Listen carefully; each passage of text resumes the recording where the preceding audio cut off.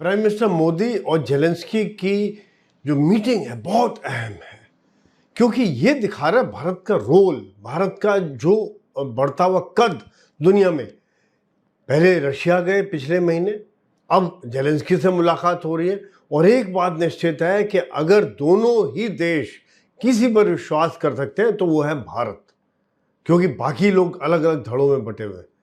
यही कारण है कि अगर कोई शांति की बात होती है या शांति की पहल होती है, वो भारत ही कर सकता है, क्योंकि भारत एक निष्पक्ष पार्टी के तौर पर निकल के आएगा जिसका दोनों देशों के साथ बराबर का इंटरेस्ट है। रशिया के साथ हमारी दोस्ती रही है और यूक्रेन को भी भारत युद्ध के दौरान भी सामान की मदद देता रहा है, दवाइयों की, पावर जनरेशन की और कई किस्म के सामानों की मदद देता रहा है।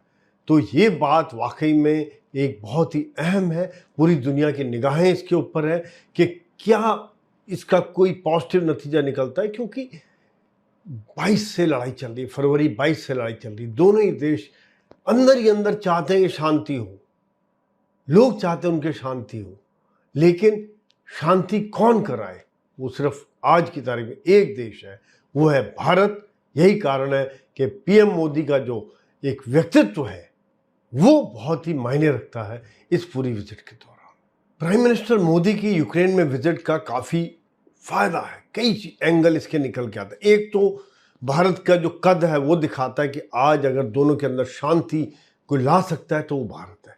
दूसरी बात, भारत जिस प्रकार से आज अपनी दुनिया में मिलने का रास्ता बनाया हुआ है, सबके साथ जुड़ने की जो पॉलिसी है वो बड़ी इंपॉर्टेंट है। जो मध्य यूरोप के देश हैं इनके साथ जुड़ रहे हैं। ऑस्ट्रिया गए थे। यूक्रेन में आज़ादी के बाद 1991 के बाद पहला भारत का प्रधानमंत्री है जो यूक्रेन जा रहे हैं, वो भी ऐसे युद्ध के समय में जब यूक्रेन ऐसे कठिन दौर से निकल रहा है। ऐसे में वहाँ जाना बड़ा अहम देता है, रोल अदा करता है, जो यूक्रेन को जरूरत है इस समय में।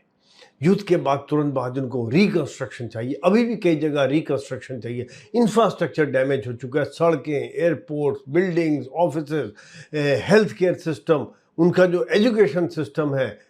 कई क्षेत्र ऐसे हैं जहां पर Bharat train man power, semi train man power, सामान, जो हमारा जो बाकी इंफ्रास्ट्रक्चर में डेवलपमेंट में मदद, प्रोजेक्ट्स हाथ में लेना, कई किस्म के काम है जहां भारत यूक्रेन की मदद कर सकता है। और वाकई में जब शांति होती है वहाँ पर तो यूक्रेन भी भारत की डिफेंस इंडस्ट्री या और कोई टेक्नोलॉजी के क्षेत्र में भारत को जॉइंट वेंचर्स हम इस्तेमाल कर सकते हैं, काम मिलकर कर सकते हैं। दोनों की दोस्ती एक लंबे समय तक जा सकती है, खास तौर से जब एक तरफ रशिया के साथ दोस्ती है, दूसरी तरफ यूक्रेन के साथ दोस्ती है। भारत रशिया और यूक्रेन दोनों के साथ दोस्ती के संबंध बनाए हुए हैं और भारत ने ये पॉलिसी हम पिछले कुछ सालों से देख रहे हैं कि एक निष्पक्ष पॉलिसी रखी हुई है।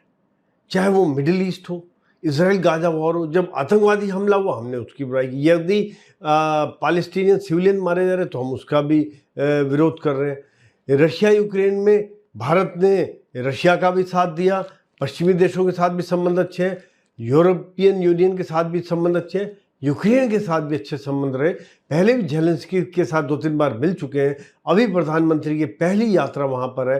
पिछले महीने रशिया गए थे, अभी यूक्रेन गए। एक बैलेंस एक्ट रखा हुआ है और जो भारत की फिलॉसफी है, वैक्सीन डिप्लोमेसी, जबकि गरीब देशों को हमने वैक्सीन दी, जबकि टर्की जैसा देश जो भारत की विरोध करता था, वहाँ पर जब प्राकृतिक आपदा आई वहाँ पर हमने मदद की। तो एक दुनिया में भारत के एक विश्वास की भावना बन चुकी है और यही कारण है कि आज जो भारत की डिप्लोमेसी को मानते हैं सब, मैं इसे डिप्लोमेसी नहीं कहूँगा, एक भारत की सोच को मानते हैं लोग।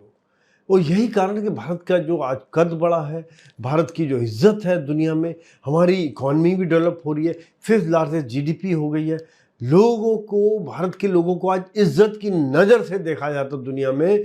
और यही कारण है कि आज यहाँ पर रशिया और यूक्रेन शायद दोनों ही भारत की तरफ देख रहे होंगे कि अगर कोई निष्पक्ष बात करेगा या कोई शांति की बात कर सकता है जिसके ऊपर दोनों विश्वास कर सकते हैं, वो है तो सिर्फ एक भारत। यही एक कारण है, ये भारत की वाकई में देखा जाए तो डिप्लोमेसी की बहुत बड़ी जीत है। आज दुनिया का ऐसा कौन सा नेता है जिसके ऊपर दोनों देश इतना भरोसा कर सके, क्योंकि हर देश किसी न किसी घटक से जुड़ा हुआ है। भारत एक ऐसा देश है जो निष्पक्ष है, बहुत बड़ी ताकत है।